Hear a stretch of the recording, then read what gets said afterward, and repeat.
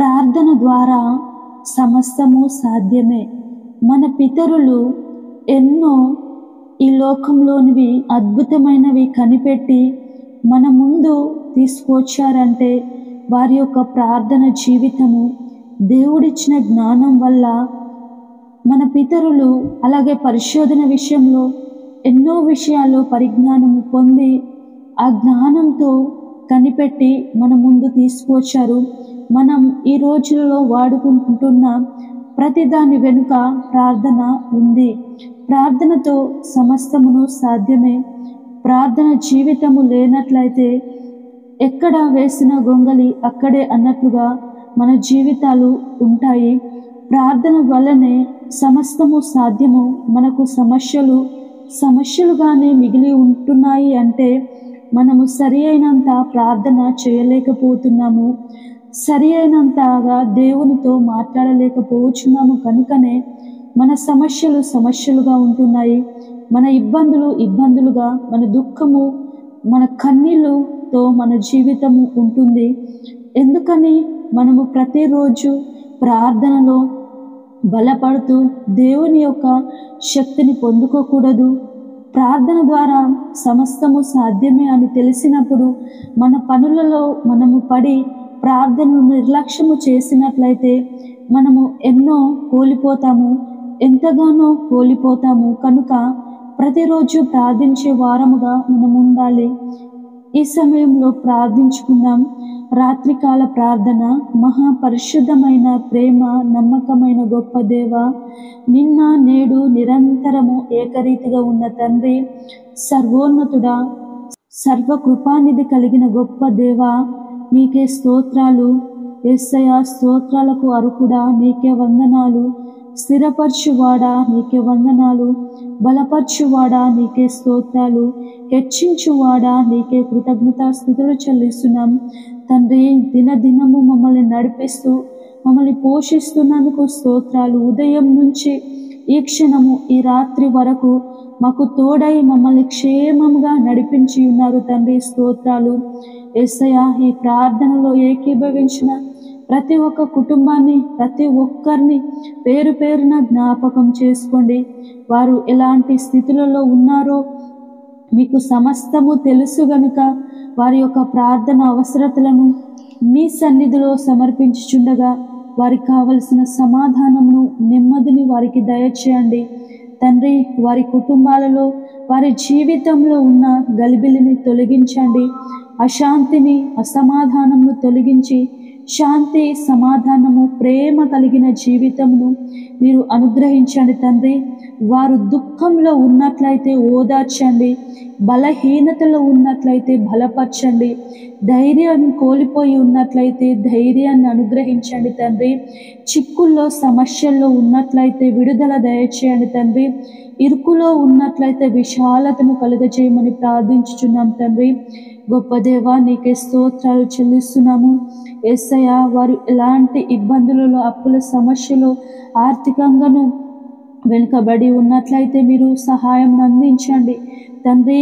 మీరు తలగా ఉంటారు కానీ తొగ్గుగా ఉండరని నీ వాక్యము సెలవిచ్చింది కనుక యేసయ్యా, నేను నమ్మిన ఏ ఒక్క బిడ్డను తండ్రి హేళన పాలు కాకుండా తండ్రి అప్పు సమస్యల్లో కూరుకుపోయి ఇబ్బందుల్లో పడి నశించిపోకుండా యేసయ్యా, అలాంటి సమస్య నుంచి లేవనెత్తండి, సహాయం అందించండి తండ్రి. స్తోత్రాలు దేవా, నీకే వందనాలు చెల్లిస్తున్నాము. వారి యొక్క పరిస్థితి ప్రతి విషయంలో మీకు తెలుసు గనుక వారికి సమాధానమును దయచేయండి తండ్రి. దేవా, స్తోత్రాలు చెల్లిస్తున్నాము. మార్కు సువార్త 9వ అధ్యాయము 29వ వచనం ద్వారా మాతో మాట్లాడుచున్నారు. ప్రార్థన వలననే గాని మరి దేని వలననైనను ఈ విధమైనది వదిలిపోవుట అసాధ్యమని వారితో చెప్పెను. అవును యేసయ్యా తండ్రి, అపవిత్రాత్మ వెళ్ళిపోవాలి అన్నా, శోధనలు, అపవాది తీసుకొచ్చే ప్రతి శోధన వెళ్ళిపోవాలన్నా, దయ్యములు వెళ్ళిపోవాలన్నా అది ప్రార్థన ద్వారానే సాధ్యము. ప్రార్థనే తండ్రి దానిని దూరపరచగలదు, వెళ్ళగొట్టగలదు. కనుక యేసయ్యా తండ్రి, ఆ రోజు దేవా మీరు ఆ చెవిటి మూగ దయ్యాన్ని మీరు పారద్రోలి ఉన్నారు తండ్రి. దేవా స్తోత్రాలు. శిష్యులు చేయలేని పనిని మీరు చేసి ఉన్నారు. వారు ఎందుకు చేయలేదని అడిగినప్పుడు ప్రార్థన వలననే, అనగా ఉపవాసంతో ప్రార్థన వలననే అది సాధ్యమని మీరు సెలవిచ్చినారు తండ్రి. స్తోత్రాలు దేవా. ప్రార్థనతో సమస్తమును సాధ్యమే గనుక యేసయ్య, మేము ప్రార్థన జీవితము కలిగి ఉండుటకు సహాయం చేయండి. మా ప్రార్థనలో శక్తిని అనుగ్రహించండి తండ్రి. ప్రార్థించుచుండగా సమాధానమును దయచేయండి తండ్రి. స్తోత్రాలు యేసయ్య, వందనాలు చెల్లిస్తున్నాం తండ్రి. దేవా, అనారోగ్యంతో ఉన్న ప్రతి ఒక్కరిని మీరు ముట్టండి, స్వస్థపరచండి. అది ఎలాంటి అనారోగ్యమైనను తండ్రి, అరికాలు మొదలుకొని నడినెత్తి వరకు వారిలో ఉన్న ప్రతి అనారోగ్యాన్ని తొలగించండి, ముట్టండి తండ్రి. ఆ రోజు తండ్రి ఎంతో మంది దయ్యముల చేత, అపవిత్రాత్మల చేత, రోగాల చేత పీడించబడినప్పుడు మీరు స్వస్థపరిచారు, ముట్టారు, బాగు చేశారు తండ్రి. స్తోత్రాలు దేవా. నీకే వందనాలు చెల్లిస్తున్నాము యేసయ్య. ఆర్థిక ఇబ్బందుల్లో, అప్పుల్లో ఉన్న ప్రతి ఒక్క కుటుంబాన్ని మీరు జ్ఞాపకం చేసుకోండి, సహాయం అందించమని ప్రార్థించుచున్నాం తండ్రి. గొప్ప దేవా, నీకే స్తోత్రాలు చెల్లిస్తున్నాను యేసయ్య. రక్షణ, మారు మనసు లేని ప్రతి ఒక్క కుటుంబాన్ని, ప్రతి ఒక్క బిడ్డను మీరు దర్శించండి. రక్షణ, మారు మనసును దయచేయండి. ఏ ఒక్కరూ నశించిపోవటం నీ ఇష్టము లేదు, నీ చిత్తము కాదు. అందుకనే తండ్రి దీర్ఘకాలంగా శాంతి కలిగి ఉంటున్నారు తండ్రి. ప్రతి ఒక్కరూ రక్షించబడటకు సహాయము చేయండి తండ్రి. స్తోత్రాలు. గర్భఫలం లేని ప్రతి ఒక్క దంపతులను మీరు జ్ఞాపకం చేసుకోండి. వారిలో ఉన్న లోపాలను తొలగించండి, సరిచేయండి, బాగు చేయండి తండ్రి. దేవా, చక్కటి బహుమానాలను మీ నామములో దయచేయమని ప్రార్థించుచున్నాను. వివాహం కాని యవ్వన బిడ్డలను జ్ఞాపకం చేసుకోండి తండ్రి. చక్కటి సంబంధాలను వారికి కుదుర్చమని ప్రార్థించుచున్నాను తండ్రి. దేవా, యవ్వన బిడ్డలను జ్ఞాపకం చేసుకోండి, తోడై నడిపించండి తండ్రి. స్తోత్రాలు దేవా. నీకే వందనాలు చెల్లిస్తున్నాను.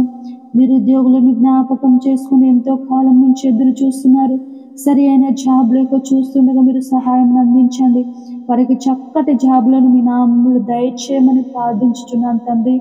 గొప్ప దేవా, నీకే స్తోత్రాలు చెల్లిస్తున్నాను.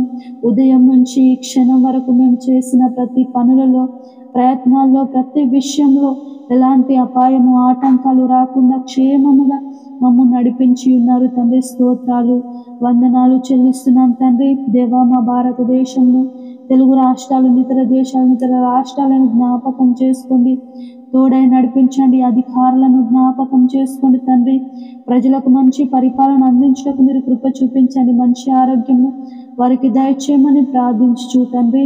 పడుకొనిచుండగా తోడై ఉండండి. ప్రశాంతమైన నిద్రను దయచేసి రేపటి గూర్చి మమ్ము సిద్ధపరచుమని, మా కుటుంబం చుట్టూ, మా బిడ్డల చుట్టూ ప్రత్యేకమైన దేవదూతల సైన్యాన్ని కంచెగా ఉంచి తోడై నడిపించమని పరిశుద్ధుడు నజరేయుడైన యేసయ్య నామములో ప్రార్థించి అడిగి వేడుకుంటున్నాం తండ్రి. ఆమేన్.